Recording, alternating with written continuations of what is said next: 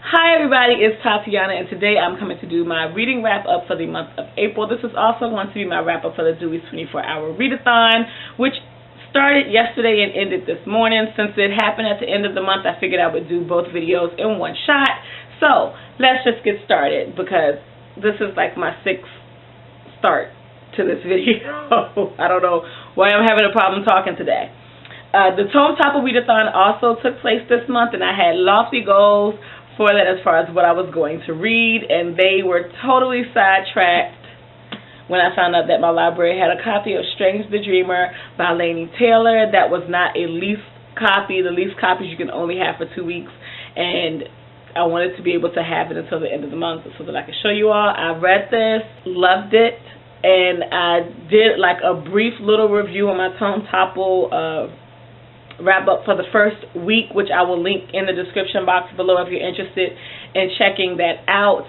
I didn't give any information in regards to it because I went into this book totally blind, and I think that is the best way that you can go into this novel, and you won't regret it. If you are a fan of Laini Taylor's writing, her writing is absolutely beautiful. The way that she puts sentences together and the way that she says some of the simplest things in some of the most beautiful ways. She knows how to write a sentence. And I really enjoyed reading the novel, and I really enjoyed the story. So I will be getting my own copy of this. However, I want the UK paperback copy. I want all of her books to be in paperback since I have the Daughter of Smoke and Bone trilogy in paperback. So I'm just going to order the UK version paperback from Book Depository eventually. It's not happening anytime soon because I just purchased books, and it's an investment, and I think that there is like a ridiculous glare from my light. My bad. The second book that I read during Tome Topper was Ruin by John Gwynne. I did not finish this during Tome Topper. I finished it the week after, and I thoroughly enjoyed this as well. Some of these characters. I am going to do a series review when I finish it. I was going to wait until the next Tome Topper to read Wrath, but I kind of just need to go ahead and finish getting my heart broken, because the way that this ended, my heart kind of dropped. So I think I may be reading Wrath next month and then just do a series review in regards to it. I will say I will probably never read Game of Thrones because I don't know if I could take it after reading this series. And some ways or some things that I hear about Game of Thrones is like you don't really have the opportunity to get attached to the characters before they die, but like so many characters die in these epic fantasy. The tagline of this series is "Even the brave will fall." So it's not a secret that there are people who die. But yeah, I will probably never read Game of Thrones because I don't think I can take it. This was hard. The whole series has just been hard. After the first book, it's just been difficult. So the third book that I read this month, I actually started this, I want to say I started this during 24 and 48 last year, whenever that happened. Whatever readathon was at the end of the year that was short. That's when I started this, and I got about 30 or 40 pages in, and I wanted to finish this month because I also own the other 2 books in the series. I recently recorded a review of this. It's not going to be up before this wrap-up goes up, but when I do put it up, check it out because this is very interesting, and I'm actually looking forward to see how things progress with the next book. But I finished this during 24. I'm confusing readathons. Dewey's. I finished this last night or yesterday afternoon before I left. And then also for Dewey's, I read a lot of comics. So I'm going to go through those quickly. I read issue 11 through 16 of Thor, and this is the new Thor with Jane Foster as Thor. And then I also read issues 9, 10, and 11 of Black Panther, and then I read issue 1 of Black Panther, World of Wakanda. This is, if you're reading or into Black Panther, which I am thoroughly enjoying, just really, really enjoying. If you are into it, this is kind of like the origin story to some of these side characters in Black Panther that you only meet as they become part of the Wakandan revolution that's taking place. So I really enjoyed that part. That bit, I like that that is what this is. So yeah, if you're into Black Panther and you're wondering about whether or not to get into World of Wakanda, I would say at least try the first issue, because that certainly has made me want to continue with the rest of the series. I also heard that Black Panther was ending at issue 11, and actually when I went to the store today, to Barnes & Noble today, I went to the graphic novel section, and the 3rd volume of the trade was out, and it went up to issue 12. So I was like, okay, well, it didn't end at 11, so I need to get 12, and then come to find out there's an issue 13. So there are at least going to be 5 more issues of Black Panther to, I guess, complete what would be the next trade. So 4 or 5 more issues of it, but yeah, it's not ending like they said it was, and I'm glad about that. I really didn't want it to end. So. And then the last graphic novel that I read, I started this last night and finished it this morning at like 7:57. Is Lumberjanes Volume 5. This one is called Band Together, and I just really, really love this series. It's about female friendships and experiencing new things with new friends and old friends, and bringing all of the new and the old together and creating new friendships out of that. And it's all done at the Lumberjanes summer camp, where they have like a theme with patches, like Girl Scouts, and they have a patch to get in every issue. And so yeah, I really enjoyed this. So that's everything that I read for the month of April, and now I am going to show you what I bought. Okay, yeah, we'll start with what I got, some of the things I got from Amazon. I ordered Mythomorphia, the coloring book by Kirby Rosanes. This is my first Kirby Rosanes book that I have, that I will ever color in. I always thought that these were a little bit too detailed for me, but as I increase my coloring, the centaur and then the unicorn are why I decided to order, just for those 2 pages.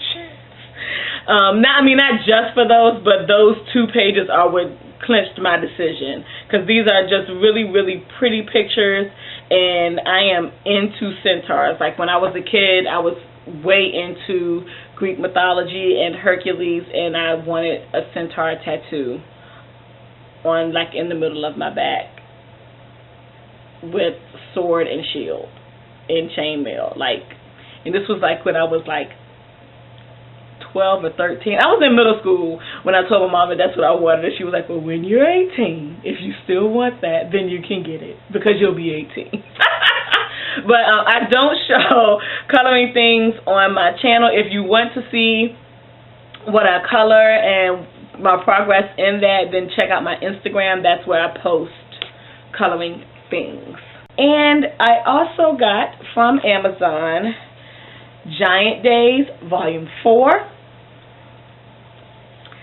Saga Volume 7, and Lumberjanes Volume 6. And then I placed also an order with Book Outlet, and I am missing a coloring book from this order.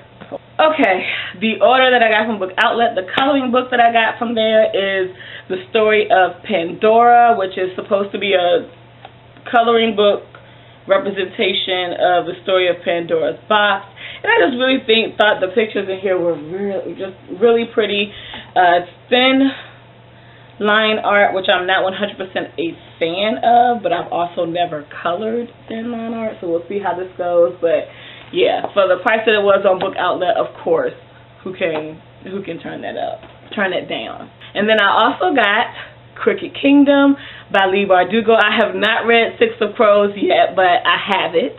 And so I wanted to go ahead and pick this up. I hate that this Target sticker is on here, and I don't think that I'll be able to get it off without messing up the covers. And then I also ordered Alice's Adventures in Wonderland. This is an illustrated edition and by Lewis Carroll. This is an illustrated edition, and the illustrations are done by Camille Rose Garcia, and I really, really wanted this edition. I only wanted to read, like, I never had the desire to read Alice in Wonderland. It was actually one of my least favorite Disney films, but now it's one of my most favorite Disney live action adaptations. Like, I actually own both parts 1 and 2, not just because I love Johnny Depp, but because I really enjoyed the movie. But what made me really want to read the story is Joplin's Ghost by Tananarive Due, part of the background as the main character, Phoenix, I want to say his name, Phoenix, is learning about Scott Joplin. He read a lot, like over and over again, Alice's Adventures in Wonderland, and so there are some, and Alice Through the Looking Glass, and so there are some parts in the story where he's sharing that with Phoenix as she is experiencing his life through his eyes as a ghost. And that really made me want to read the story, just that little bit of it. And I don't know why, but it really just impressed upon me that I wanted to read Alice in Wonderland. So yeah, I picked that up. I also went to the library this month. I picked up The Splendor Falls by Susanna Kersley. I had not heard about this author until I found and subscribed to Bree Hill's channel. She absolutely loves this author. This is the only book by her that they had readily available at my library. There were other books in the library network, but I was not going to do the place it on hold and get it moved to my library thing. I can read more Overdrive if I like this story. So yeah, I'm going to try her out and see how I like her. I also picked up Dark Matter by Blake Crouch. I have been wanting to read this since last year, but we only were getting the least copies at my library, and I needed more than 2 weeks. So now I have a month. I also got All the Light We Cannot See by Anthony Doerr. I've wanted to read this since last year as well. Same situation as with Dark Matter. So now I have a month with renewals to read it. And this is what I placed on hold. This is Wolverine, Old Man Logan, the graphic novel. After seeing the movie Logan, I know what happens in the movie is different from what's actually in the comic series. And I also know that there are 2 or 3 different renditions of Logan at this point in his journey before X-23 becomes a thing, takes over as the new Wolverine. But this is the one that I'm going to read. This is the interpretation that I'm going to go with, because this is the one that was available in my library network. I haven't checked the city library to see if they have any of the other ones, but I don't know how many times I can watch my favorite comic character of all time die. So this will probably be it. Then today I went to Barnes & Noble and the comic book store, and from Barnes & Noble I picked up another coloring book. I only went because they had a 15% off coupon, and I used that on this coloring book, and this is Color Your Own Fairy Tales, and this was actually more on Amazon, so I just went ahead and picked it up. And from the comic book store,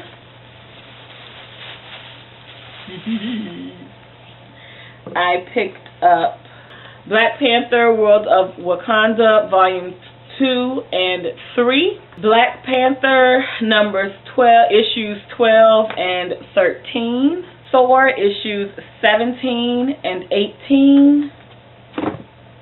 And then this I'd never heard of, and if it were not for me having to step up to move out of the way of the owner of the store as he was going to look for something for another customer, I totally would not have seen it, because when I stepped up, it was actually sitting in on top of the shelf in one of those like plate holder things on display, and I was looking at the last shelf under it.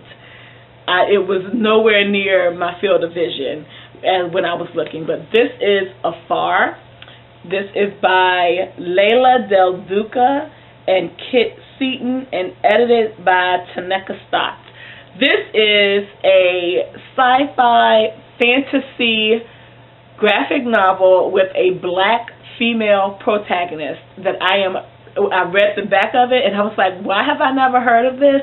I cannot wait to read this. I'm going to read for you quickly the back of it. If you don't want to hear it, then just skip ahead. In a post-industrial desert wasteland, 15-year-old Batema suddenly develops the ability to astral project to other planets while she sleeps.